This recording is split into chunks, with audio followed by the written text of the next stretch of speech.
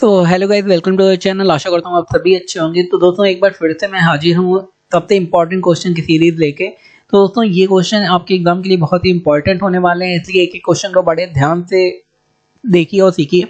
अगर आपको रीजनिंग नहीं आती है तो इस वीडियो से आपको समझ में आएगा, क्योंकि रीजनिंग क्या होता है ये टाइम के साथ आती है। टाइम के साथ आपका लॉजिक बिल्डअप होता है, जैसे लॉजिक बनता है हमारे माइंड में, उससे रीजनिंग के क्वेश्चन आपको जल्दी सॉल्व करने और कम टाइम में अच्छे से सॉल्व करने में मदद मिलती है। तो चलिए बिना किसी देरी के स्टार्ट कर लेते हैं हम लोग।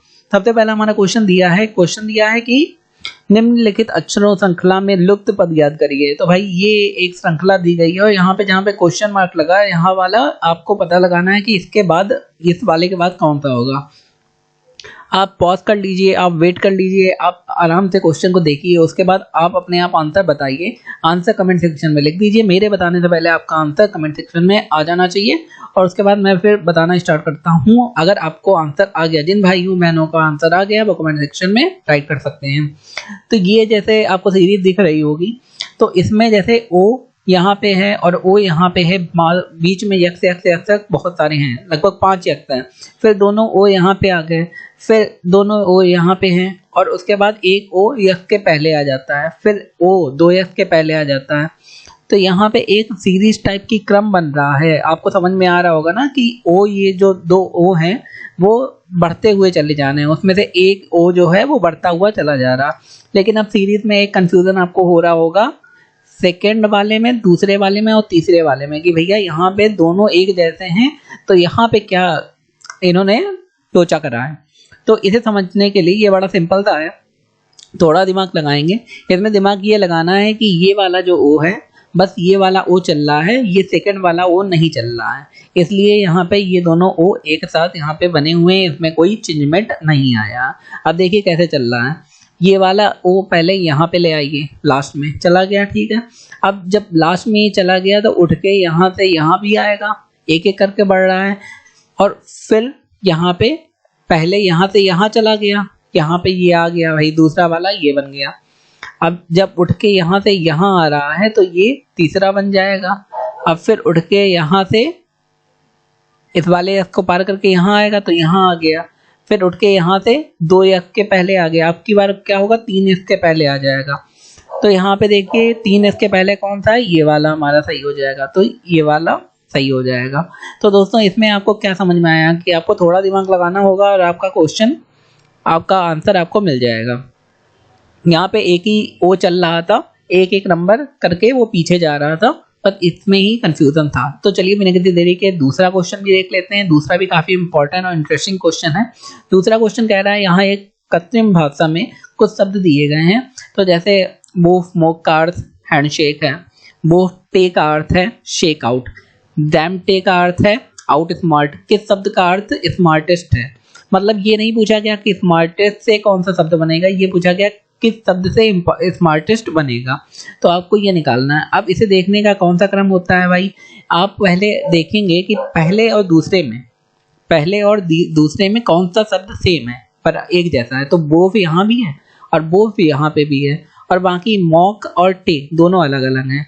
तो बोफ एक जैसे शब्द दोनों यहाँ पे हैं, तो इसका मतलब बोफ से ऊपर नीचे एक जैसे शब्द ही कोई ऐसा होगा जो बनेगा। तो यहाँ पे हैंडशेक लिखा है, यहाँ पे शेक आउट लिखा है, तो यहाँ पे शेक और शेक ऊपर नीचे दोनों में आया, इसका मतलब बोफ का मतलब होता है शेक, ठीक है। इसका मतलब हैंड और आउट, मो माने हो गया हैंड और टे माने हो गया आउट। इतना आपको समझ में आ गया। अब यहाँ पूछा गया भाई आउट स्मार्ट किससे बन रहा है, तो यहाँ पे आप देख रहे हैं ऊपर से नीचे तक स्मार्ट कहीं नहीं लिखा है। स्मार्ट कहीं लिखा है, यहाँ तीनों में स्मार्ट कहीं नहीं है, लेकिन सिर्फ आउट है ऊपर। और आउट आपको पता ही है किससे बना है। आउट यहाँ पे ऊपर किससे बना था, आउट बना था हमारा टे से या मोक से। किससे बना था आउट भाई, यहाँ पे बोफ का मतलब हो जाएगा, यहाँ पे शेक ऊपर है शेक नीचे है, तो टे का मतलब हो जाएगा यहाँ पे आउट। अब यहाँ पे आउट का मतलब हो रहा है यहाँ पे टे, इसका मतलब स्मार्ट का मतलब हो जाएगा यहाँ पे जैम। तो यहाँ पे क्या हो जाएगा, यहाँ स्मार्ट जो है यहाँ पे जैम आ जाना चाहिए। क्या आ जाना चाहिए, जैम यहाँ पे आना चाहिए कैसे भी करके। और उसके बाद स्मार्ट के बाद EST का क्या बन रहा है, ऊपर कुछ नहीं दिया गया, तो स्मार्ट से मतलब रखिए जिसमें पहले एग्जाम आ गया है वही हमारा सही हो जाएगा, तो ये वाला हमारा सही हो जाएगा। आप थोड़ा दिमाग लगाएंगे तो आपको समझ में आ जाएगा अगर आपको कोई कंफ्यूजन यहाँ पे हो रहा है। आगे बढ़ते हैं, रीजनिंग के साथ साथ मैथ के भी क्वेश्चन देखते हुए चलते हैं, उसके बाद आपको जीके भी क्वेश्चन दिखाए जाएंगे। यहाँ क्वेश्चन दिया है, यदि सम अष्टभुज आप समझ गए होंगे 8 भुजाओं वाला का अंतःकोण 135 डिग्री है, तो ये अष्टभुज का बाह्य कोण कितना होगा। तो दोस्तों ऐसा क्वेश्चन बहुत बार पूछा जा चुका है, बहुत बार पूछा जाता है, इसीलिए मैं आज ये वाला क्वेश्चन लाया हूँ। सम अष्टभुज हो या षष्टभुज हो या फिर त्रिकोण हो या फिर कोई हो, अगर उसमें प्रत्येक दिया गया है, मतलब एक कोण 135 डिग्री है और आपसे बाह्य कोण पूछ दिया जाए, तो आप उसे 180 से माइनस कर देंगे और आपको बाह्य कोण निकल आएगा, प्रत्येक बाह्य कोण उसका 45 डिग्री हो जाएगा। तो सी वाला आंसर आपका सही हो जाएगा। फिर से मैं एक बार कह रहा हूं, चाहे कोई हो, अष्टभुज अष्टभुज, वहां पे अगर एक अंतःकोण आपको दिया है 135 या कुछ भी दिया है, तो उसे 180 से माइनस करके आपको एक बाह्य कोण मिल जाएगा, और एक ही पूछा गया है यहाँ पे, तो हमारा 45 हमारा आंसर यहाँ पे हो जाएगा। सिंपल था, आई होप आपको समझ में आ गया होगा। अब दोस्तों थोड़े जीके के क्वेश्चन देख लेते हैं, क्योंकि जीके भी हमारी जनरल अवेयरनेस भी बहुत ज्यादा क्वेश्चन पूछे जा रहे हैं। तो ये रिसेंट का क्वेश्चन है, 24वां संविधान संशोधन किससे संबंधित है। जो अभी संशोधन हुआ है वो किससे संबंधित है, मौलिक अधिकारों को डिल्यूट करने के लिए हमारा 24वां संविधान संशोधन आया है। ऐसी कंडीशन अगर आ जाए कि कुछ गड़बड़ हो जाए, कहीं पे कहीं दंगे हो जाए, तो जो आपके मौलिक अधिकार हैं, जो ह्यूमन राइट्स हैं, वो उन्हें डिल्यूट कर दिया जाएगा, मतलब डिसॉल्व कर दिया जाएगा, हटा दिया जाएगा उतने टाइम के लिए। आगे, लोकमान्य बाल गंगाधर तिलक ने इनमें से किस लीग की स्थापना की थी।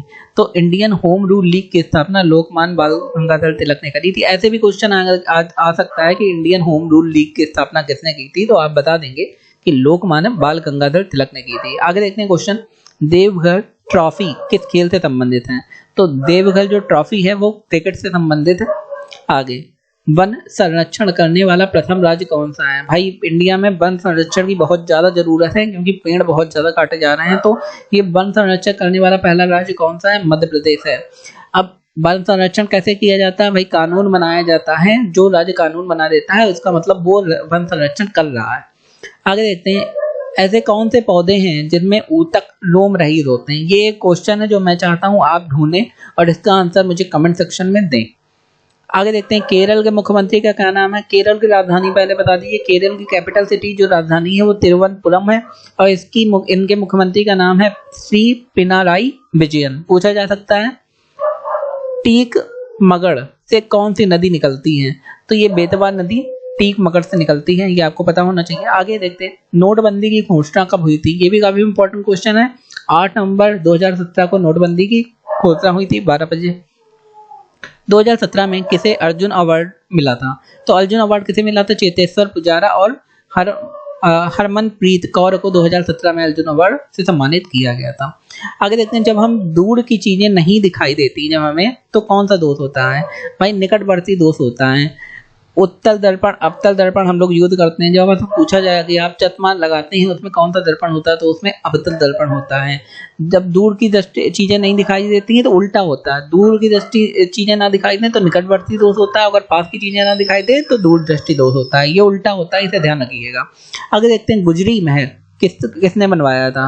राजा मानसिंह तोमर ने गुजरी महल बनवाया था। आगे देखते हैं, भारत का 28वां राज्य कौन सा है। भारत का 28वां राज्य झारखंड है, जिसकी राजधानी क्या है, कैपिटल सिटी क्या है, रांची। तो दोस्तों ये पूरा कॉम्बिनेशन था आज का, जिसमें जीके भी था, मैथ भी था और रीजनिंग के कुछ क्वेश्चन थे। तो दोस्तों ऐसे ही क्वेश्चन देखने के लिए हमारे चैनल को लाइक शेयर सब्सक्राइब कर लें, वीडियो को लाइक कर दें, शेयर कर दें, अपने दोस्तों भाइयों से शेयर करें। और दोस्तों ऐसे ही इंपॉर्टेंट क्वेश्चन आपको इसी वाले चैनल में आप प्लेलिस्ट में जाके देख सकते हैं, तो आपको रीजनिंग के क्वेश्चन और MP पुलिस से संबंधित सारे क्वेश्चन मिल जाएंगे। पूरा वीडियो देखने के लिए धन्यवाद। आपका दिन शुभ रहे। धन्यवाद।